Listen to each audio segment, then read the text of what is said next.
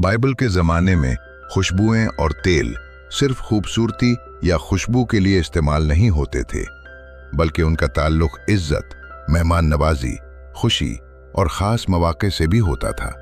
कदीम ज़माने में खुशबूदार तेल कीमती समझे जाते थे और उन्हें बादशाहों, मेहमानों और ख़ास तकरीबात के लिए इस्तेमाल किया जाता था। आइए देखते हैं कि बाइबल में कौन कौन सी मशहूर खुशबुएं और तेल जिक्र किए गए हैं। सबसे पहले बात करते हैं मुर की। मुर एक खुशबूदार राल थी जो दरख्त से हासिल की जाती थी। इससे खुशबू और तेल तैयार किए जाते थे। ये बहुत कीमती चीज समझी जाती थी। जब यीशु मसीह की पैदाइश हुई तो मशरिक से आने वाले मजूसियों ने उन्हें 3 खास तोहफे पेश किए। इन तोहफों मुर शामिल था। ये वाकया मत्ती बाब 2 आयत 11 में बयान किया गया है। इस वाकये से हमें पता चलता है कि मुर एक निहायत कीमती और ख़ास तोहफा समझा जाता था। अब बात करते हैं लोबान की। लोबान भी एक खुशबूदार राल थी जिसे जलाने से खुशबू पैदा होती थी। बाइबल के ज़माने में उसे ख़ास तौर पर इबादत के मौके पर इस्तेमाल किया जाता था। ये खुशबू न सिर्फ खुशबू के लिए बल्कि एक अलामत के तौर पर भी इस्तेमाल होती थी जो खुदा के हुजूर, एहतराम और अकीदत को जाहिर करती थी। तीसरी अहम खुशबू है नार्द। नार्द एक निहायत महंगा इत्र था जो खास पौधे से बनाया जाता था। ये इतना कीमती था कि आम लोग उसे खरीद नहीं सकते थे। बाइबल में एक मशहूर वाकया बयान किया गया है जिसमें एक औरत ने निहायत कीमती नार्द का इत्र लेकर उसे यीशु मसीह के पांव पर डाला और अपने बालों से उन्हें साफ किया। ये वाकया यूहन्ना की इंजील बाब 12 में बयान किया गया है। इस अमल के जरिए इस औरत ने अपनी मोहब्बत और इज्जत का इजहार किया।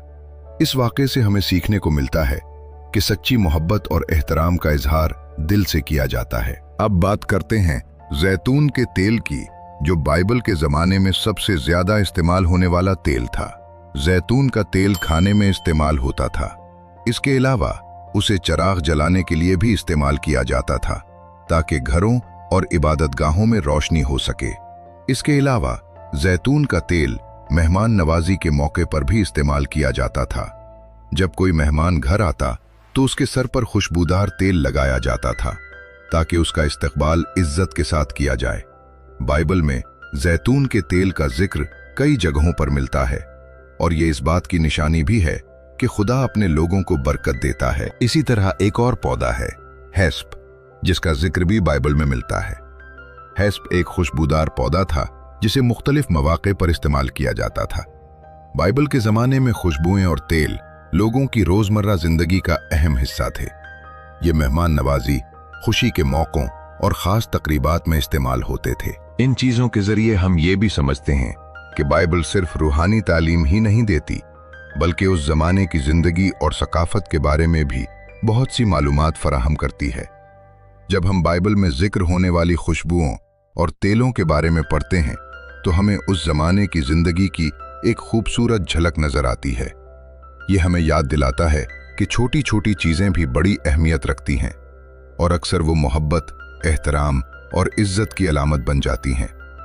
अगर आपको बाइबल के ऐसे मज़ीद दिलचस्प हक़ाइक़ जानने हैं तो इस वीडियो को लाइक करें और मसीही मीडिया को फॉलो करना न भूलें।